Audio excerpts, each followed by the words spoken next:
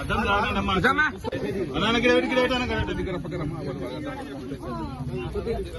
Plate ready ఒక plate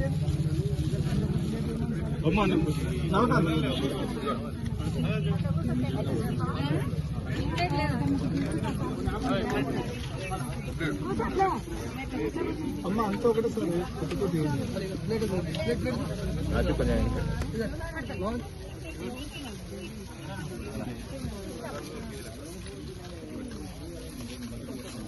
sir నీళ్ళు కూడా ఇచ్చిపెట్టాను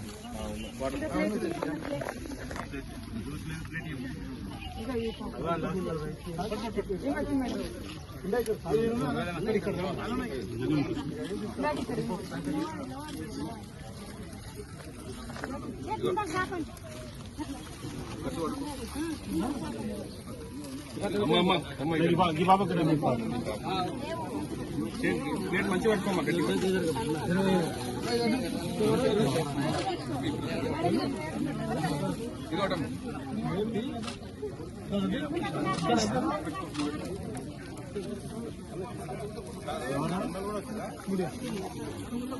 ఆడ మిగిలిన వాళ్ళకి ఇచ్చేద్దాం ఆడ టెంట్లో వాళ్ళకి ఇద్దాం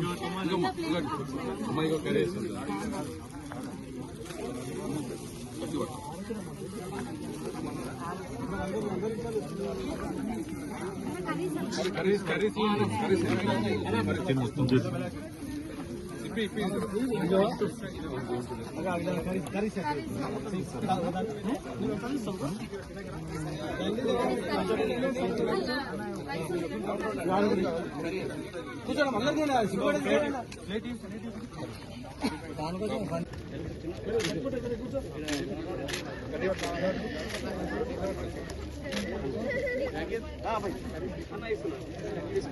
అమ్మా కూర్చోమంట కూర్చో ఇక్కడ ముందుకురా నీకు అమ్మ నీకు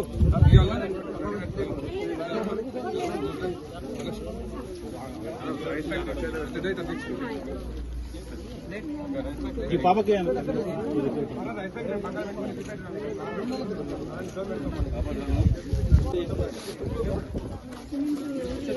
సాయి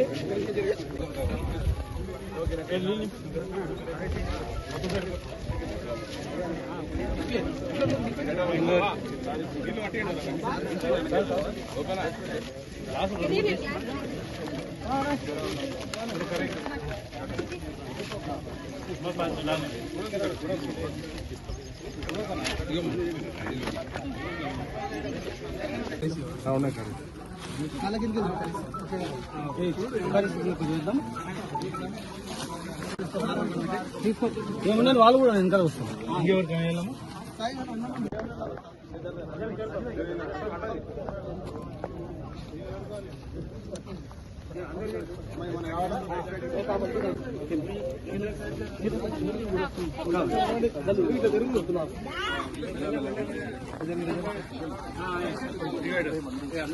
పాపని అక్కడ ఒక సైడ్ కుదరా అక్కడ సైడ్ ఏం లేకపోయినా కనీసం దేవుడు వాళ్ళకి అన్యాయం చేసినా కూడా మేము దిగ్గారు కానీ కనీసం ఒక ఇల్లు ఉందని చెప్పేసి అనుకున్న దారుణాతి దారుణమైన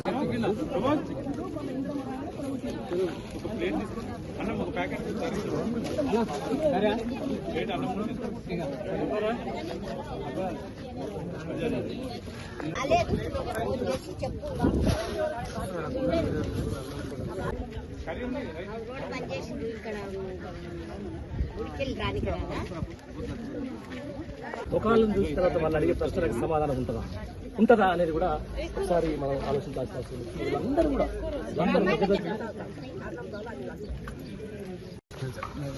ఈయన బొజ్జే నాయక్ వికలాంగుడు, భార్య పేరు బామిని, ఈమె హ్యాండిక్యాప్డ్. ఈ అమ్మాయికి కన్ను కనపడదు, ఈమె బిడ్డ రెండు కళ్ళు కనపడవు. ఈమె చూడండి ఇంత కనికరాలు, ఇద్దరు రెండు కళ్ళు కనపడవు. ఈమె ఈ బాబు ఏం పేరు బాబు? గణేష్. వీళ్ళ నాన్న హ్యాండిక్యాప్డ్, ఈయనకు కూడా రెండు కళ్ళు కనపడవు. వీళ్ళ అక్క ఏం పేరు? శ్రీవాణి, ఈమె కూడా రెండు కళ్ళు కనపడవు. నీ పేరమ్మా? బాలమణి. ఈమె హ్యాండిక్యాప్డ్ కదా, ముందుకు రా. ఆ? అమ్మా అనిత. చూడండి దగ్గర అమ్మా. రెండు కళ్ళు కనపడవు. చూడండి, ఈ కాలనీయే హ్యాండిక్యాప్డ్ బ్లైండ్ కాలనీ. ఈ కాలనీలో ఉన్న వాళ్ళందరూ కూడా వికలాంగులు, దళితులు, హ్యాండిక్యాప్డ్, బ్లైండ్. ఈమె 15 సంవత్సరాల నుంచి ఈయన ఉన్నాడు. 15 సంవత్సరాల నుంచి ఈయనకు హౌస్ ట్యాక్స్ కడుతున్నాడు, నల్ల కడుతున్నాడు. గవర్నమెంట్ నల్లలు ఇచ్చినాం, కరెంట్ ఇచ్చినాం, కరెంట్ బిల్ కడుతున్నాడు. ఈ అమ్మాయి ఇద్దరు బిడ్డలు. ఈమె బిడ్డ. కాలనీలో ఉండే మొత్తం కూడా టోటల్ అందరు కూడా 100కు 100% బ్లైండ్, వికలాంగులు, పేద వర్గాల వాళ్ళు ఉన్నటువంటి కాలనీల అర్ధరాత్రి 1 గంటకు ఫోన్లు గుంజుకొని జేసీబీలు పెట్టి మొత్తం గులగొట్టిందంటే ఇదేమన్నా బంజారాస్ లో, జూబ్లీస్ లో కోటీశ్వరులు ఉండేటువంటి కోట్లాధిపతుల వీళ్ళంతా ఇంత అన్యాయమా? అసలు కనికరం ఎట్లా రాలేదు? వీళ్ళని చూస్తే ఏడుపెట్టుకు రాలేదు. వీళ్ళని చూస్తే 15 సంవత్సరాలు వీళ్ళు ఈ ఇంట్లో ఉంటే ఈ చిన్న పిల్లని ఇప్పుడు ఎక్కడ పోవాలి? ఈ చిన్న పిల్ల ఎక్కడ పోవాలా?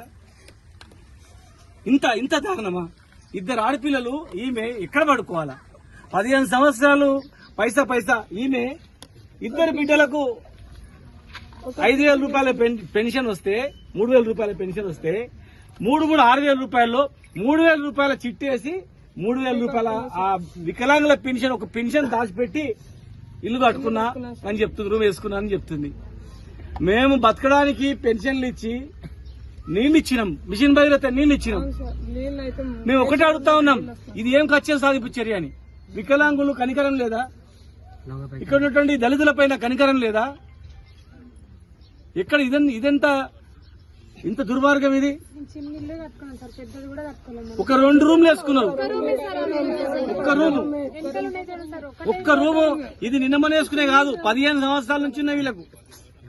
పట్టా సర్టిఫికెట్లు కూడా ఉన్నాయి.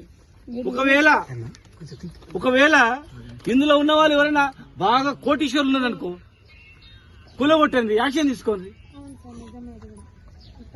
ఇప్పుడు మీరు కూడా ఇండ్లు కట్టిస్తామని అన్నారు, ఇందిరమ్మ ఇండ్లు కట్టిస్తామన్నారు కదా.